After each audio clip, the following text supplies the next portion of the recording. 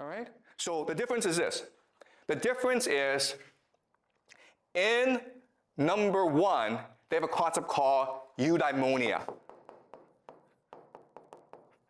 If you have no control over your fate, if things can happen to you tomorrow that kill you, then live your life to the best of your ability today. Seize the day. Be the best that you can be today. And that's how you win favor from the gods. Eudaimonia, what we call flourishing. The point of life is to live it to the best of your ability. And that's why, guess what, guys? The ancients, the Greeks, they were superior to us. If you read Greek literature, if you read Greek philosophy, Plato, Homer, Aeschylus, Euripides, they were the best. Today, we suck. Why? Because instead of eudaimonia, we have pleasure. Rather than flourish as creative people, we're like, how do I enjoy my life today? How do I not feel sad? Okay? So in the first system, even though it sounds like we have no control, we have no agency, but it inspires us to live to the best of our ability. In the second system, we're like, oh, you have complete control over your life, it enslaves us. Okay? All right. Now let's move on to the third and final example. Okay.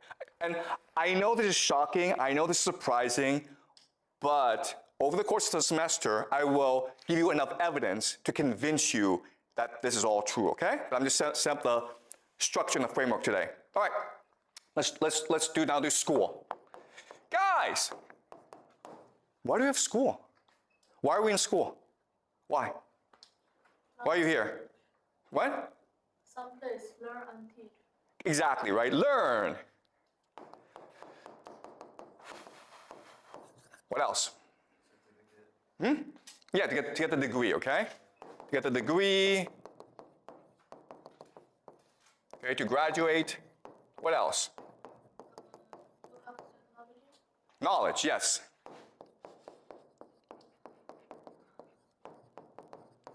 Yeah. The power chance to brainwash the students. Excuse me? I feel like give the power a chance to brainwash them. Brainwashing. Okay, guess what, guys? The correct answer is brainwashing. Everything else is a lie. Okay. All right. What do you do in school? You come to class, you listen to a lecture, you read books, right? And then you have to do a test, and you have to write a paper. And then the teacher gives you a grade. That's how you learn, right? Let me ask you this question then. Throughout most of human history, how did we learn? If you want to become a doctor, what did you do? To be a good, to be fast and long. The answer is experience. Do it. Right? Let me ask you this question.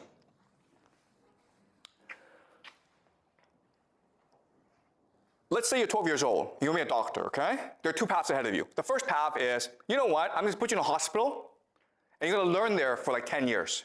Someone's going to mentor you. You're going to be that person's apprentice. Maybe the first year, all you do is like wash the floor, okay? But you're going to observe the doctor. And then eventually, the doctor's going to tell you how to treat patients, okay? That's the first system. Second system is you go to the best school in the world. Then you go to Harvard for undergraduate. Then you go to Harvard Medical School, the best medical school in the world. Okay? At age 30, who's a better doctor, number 1 or number 2? First one. Obviously the first one, right? Because the second person, the person who went to Harvard and Harvard Medical School, did not ever work in a hospital. You understand? Now, let me ask you another question. In the first system, do you have to be really, really smart to be a good doctor? No. You don't, actually. Practice. Anyone can be a doctor in the first system. Anyone. We human beings are all born with the capacity to learn anything if you wanted to learn it, right? If you want to be an engineer, if you want to be a lawyer, if you want to be a doctor, if you want to be a scientist, if you want to be anything, okay? Just go find a mentor who can teach you how to do so. And I guarantee you that you will learn how to do it well. And anyone can do this. But instead, we have a system in which we tell students, you're smart, you're stupid. Smart students go to good schools and good universities, and they get good jobs. Stupid students go wash dishes. Okay? And that was not true for most of human history. It's true today, but throughout most of human history, if you want to go learn something, all you had to do was go find a teacher. And that teacher would teach you, and then you would learn it. Right? So school is not a place to teach you how to learn. A school doesn't teach you knowledge. It doesn't do that. A school is a place that brainwashes you. Okay? Now the question then is, what does it brainwash you in? Why would it brainwash you? Okay, all right, to answer that, I'm going to give you some history, okay? We will do a lot of history in this class. But I'm going to tell you the 3 societies that first introduce mandatory, free public schooling in the world, okay? The first is called Sparta. Okay? Sparta was a small city-state in Greece, like 3,000 years ago. And they had a new system in which children as early as 5 or 6 years old, they were put into a school. And in the school, they were beaten up by older kids who were like 9 or 10. Okay? That's Sparta. The second society was called the Aztecs.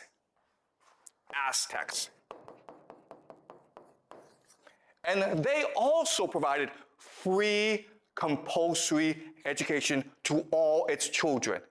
Really good, right? And the third society is called Prussia. And actually, Prussia is a system that everyone uses today. Do you guys know any history? Okay? What is common about all 3 societies? Sparta, Aztecs, and Prussia.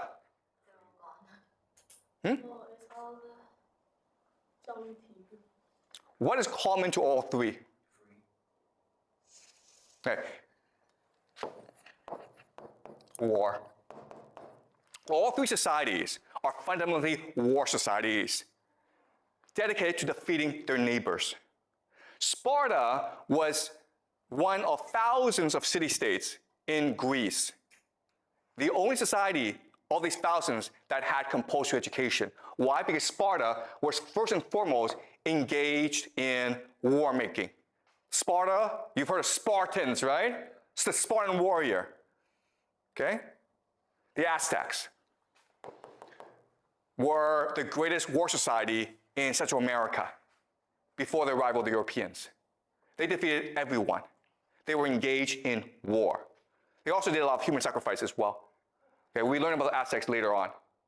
Prussia, the Prussians, the greatest military in Europe for centuries. They were engaged in war making as well. Okay, do you understand this? Why we have schools is because schools are really good at preparing people for war. Why? Excuse me? They have people and they can teach some kids how to do with the war. Why, let me ask you this question. Why did they not have schools before? Why is it that people we don't want schools? Why? Again, the Sparta, Aztecs, and Prussia were the few societies that had free public schooling. Why didn't other societies just copy them? Why? I think that knowledge should be traded with money. Okay, let me ask you this question. Let's just say you're a mother or father. And you have a child, right? What's the worst thing that could happen in your life? No parents? No, your mother or your father. You have a child, right? What's the worst thing that can happen to you in your life? Wrong. Your child is taken away from you, right? Oh. What does school do?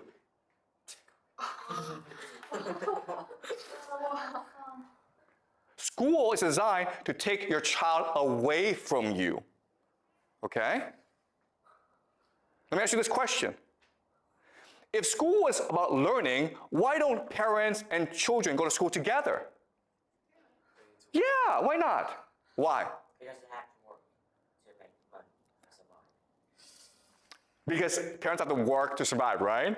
There's actually a better reason why. School is promise, is the social, they must have two people to do something. Okay, it's about brainwashing, right? Because how do you brainwash someone, right? If you're with your parent, are you going to be brainwashed? No. Because you feel loved, you feel secure. Your parents are going to protect you. You're going to ask your parent, hey, is this teacher, is he or she lying to me? And the parent's like, yeah, he's lying to you, okay?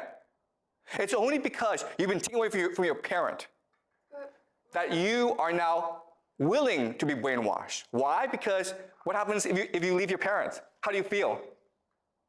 How do you feel? Yeah, exactly, right? Insecure. You're anxious. You're afraid. Do you understand? You've lost your parent. You're 4, you're 5, you're 6 years old. You've lost your parent. You feel really insecure. So who do you trust? Your teacher.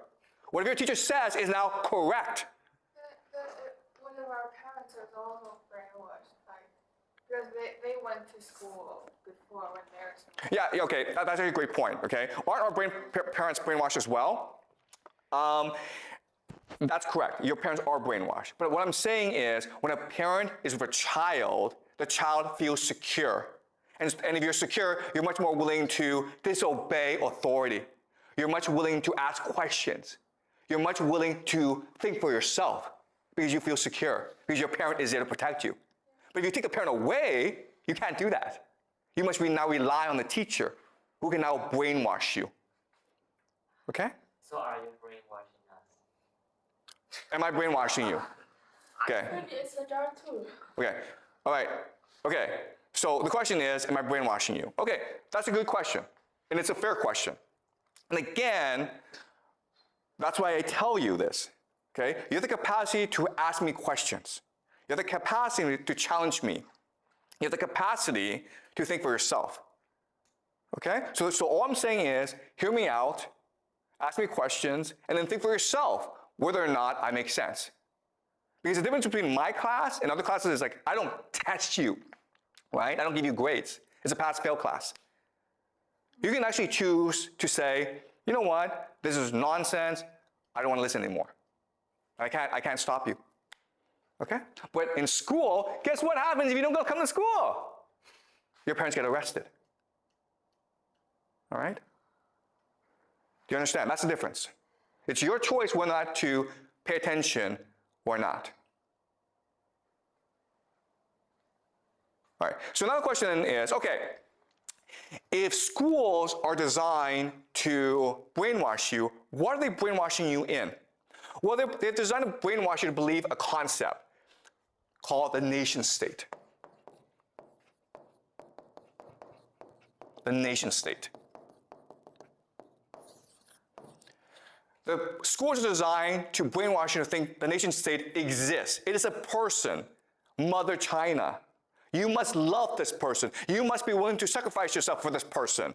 You must be willing to dedicate yourself to this person because it is Mother China. And how do we brainwash you? We teach you language, right? We teach you history. We teach you geography. We teach you all this to make you believe that the nation state, Mother China, the United States, France, they all exist. But guess what? Throughout most of human history, it was absurd to think the nation state existed. Okay? Before, you didn't say, I'm Chinese. Before you say, I'm a Beijinger. Or I'm from Haidian. Or I'm from Chaoyang, right? Because that makes more sense. you're from a place where you know the people. But now, because of the nation state, you are forced to believe that you are the same person as someone from Yunnan, Tibet, Guangxi, even though, guess what, guys? You have absolutely nothing in common. Okay? But you're all Chinese. And that's what school is designed to do. School is designed to implant in you a false memory of a nation state. Okay? That's what history is. History is the false memory of a nation state. And that's why you're all forced to go to school. Okay? Maybe like they also want you to just think about degrees and work as a normal person, not to create a new business or live for yourself. Yeah. So the point of school is to serve the nation state. Do you understand? Oh, Right? Does that make sense? If you believe in the nation state, if you believe in Mother China, then you must serve her. You must obey her. You must fight for her. You must die for her. Okay? So the idea of the nation state was created in order to make you obedient to authority. And it works very effectively. Yeah? I'm just wondering if this concept only works out in the Chinese context,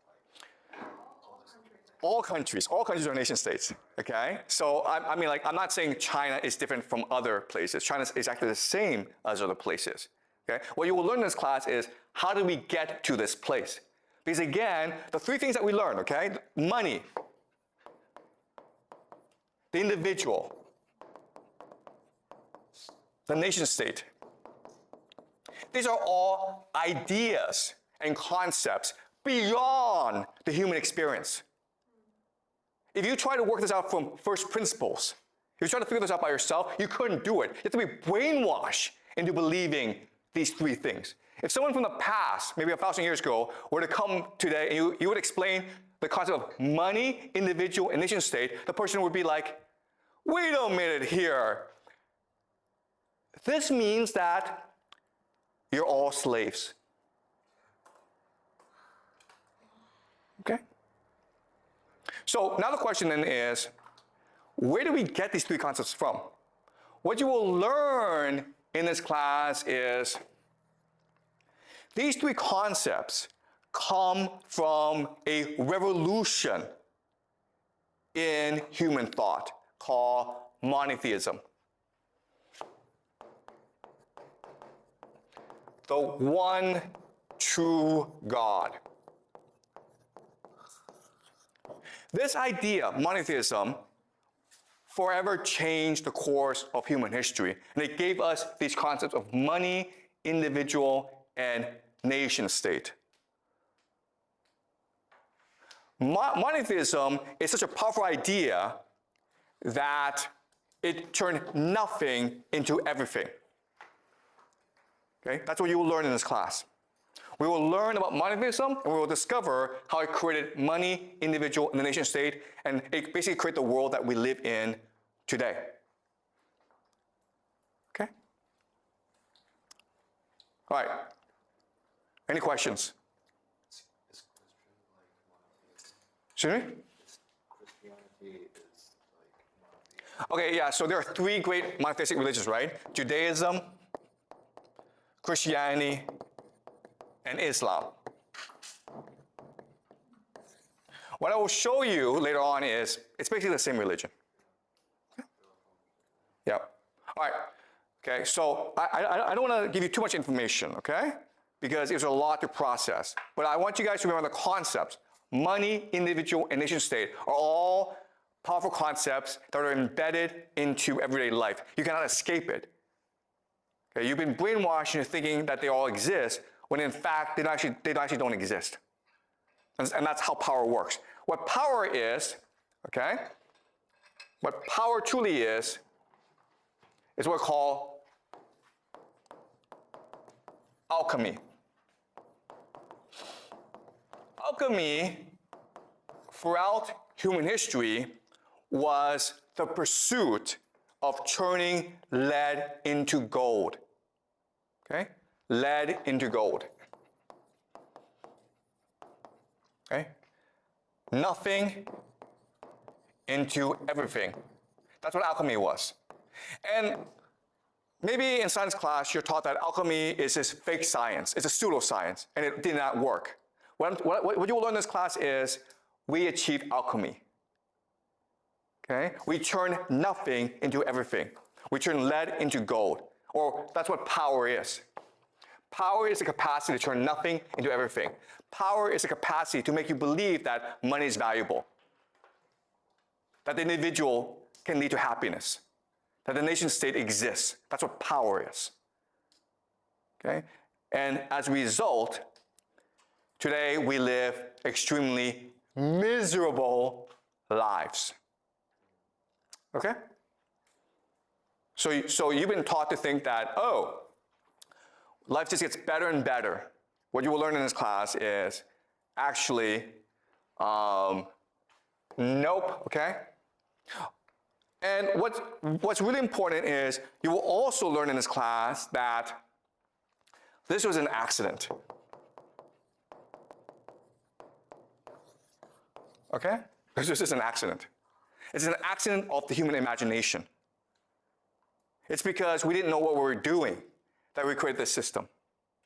So what you will also learn is that if you're able to control the human imagination, you can use it to create a new system that allows for eudaimonia, or the flourishing of the human intellect. Okay? All right.